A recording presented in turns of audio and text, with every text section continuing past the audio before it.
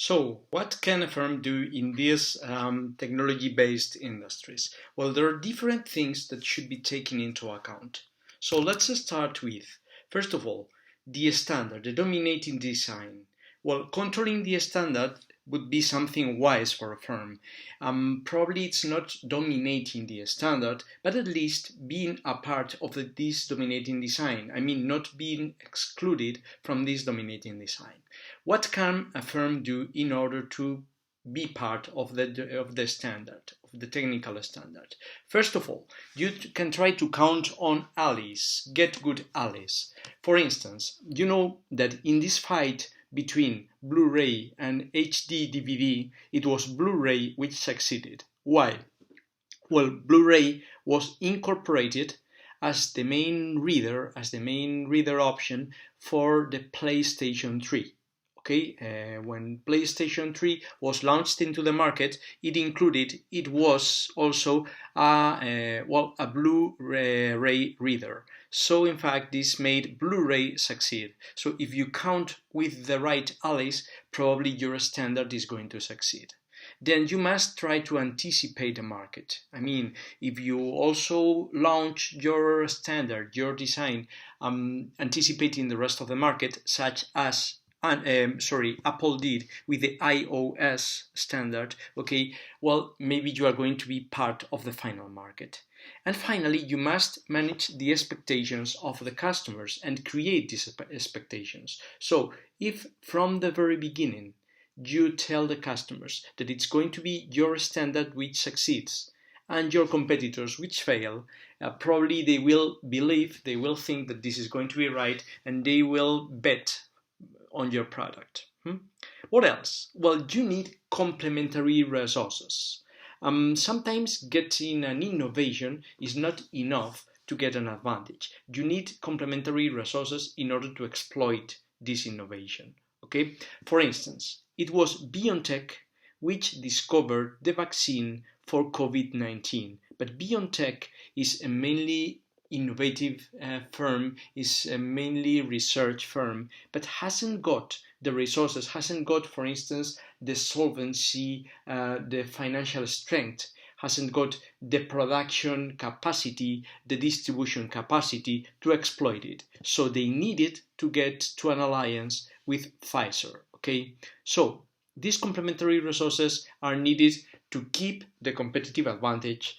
To allow rent appropriation, BioNTech would have appropriated more rents if they had all these additional resources. They needed Pfizer in order to be able to exploit their innovation.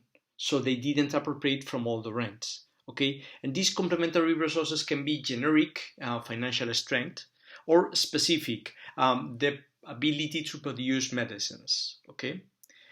Protecting the innovation. How do we protect the innovation? There are two main ways. First of all, you can reach to legal protection. Legal protection, there are different ways of legal protection: a patent, an industrial utility model, a copyright, or a software when you register a software. Okay, this legal protection has got some advantages because it cannot be copied, but some disadvantages. It's going to last for a given number of years, and you have to write it down, so it is possible that someone could try to copy it. On the other hand, there's another possibility, which is keeping an industrial secret. Well, an industrial secret is as secret as it is protected. For instance, the formula of Coca-Cola is secret. Just a few people, I think it was only 2 people in the world know it, and they never traveled together and things like that. Well, industrial secrets last forever, but the problem of industrial secrets is when they cease to be secret. Then you must choose the right moment to enter. As we said, when analyzing emerging industries, choosing the right moment, there are no guidelines to choose the right moment, okay? But look, there are some advantages and disadvantages for pioneers. Pioneers will have a temporal monopoly. So they can build additional resources, they can generate switching costs, they can build a reputation, they are they are walking along the experience curve and so on. But on the other hand, they need to open the market and they need to open the industry. And this is going to cost them a lot of money. And this can be exploited by some other competitors which come later to the industry. Okay, and also they must explore customer needs. How do you achieve technology? There are two main ways. You can achieve it internally. Internally is through research and development. Obviously, it has got a lot of costs. And obviously, it is risky because you can fail. But on the other hand, if you reach to an innovation, if you reach to a technology, no one else is going to have it because, well, you are the one who created it and you can protect it. On the other hand, you can also achieve the technology externally. You are going to be dependent because there's someone who reached that technology before you. On the other hand, it's going to be cheaper and it's going to be safer. How do you get a technology externally? Well, first of all, you can buy the technology. This is not normal.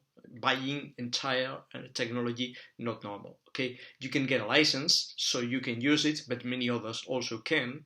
You can get free technology. There are some technologies which are free in the market. For instance, Linux. Linux is an operating system which is free. You can get two alliances with companies which have got this technology, as we have said about Pfizer and BioNTech. Okay. You can also get to a merger or an acquisition. You can merge or buy another company which has got the technology you need. You can hire critical resources, especially if we are talking about human resources, people who are able to develop the technology. Or you can buy a good which has incorporated an important amount of technology. So you have the technology through the good you are buying. Okay. Finally, you must or you have to exploit the innovation if you get to an innovation. How do you do it? Well, you can do it internally through the means of the company, through alliances. This is a second option, or you can license it to many other companies. Well, what does it depend on? Well, first of all, if you have got or not complementary resources. If you have got complementary resources, normally you will try to exploit it internally. Then, the barriers to imitation. If the technology can easily be imitated, you shouldn't license it because the licensees are going to learn. Okay. Finally, the number of competitors available. If you are the only one who has got this technology or a similar one, or there are some other competitors which have got the technology. Finally, we can also pay some attention to the exploitation of technologies in corporate development. In these cases, you have got normally a technological trunk, which is a basic technology you dominate, let us say laser technology.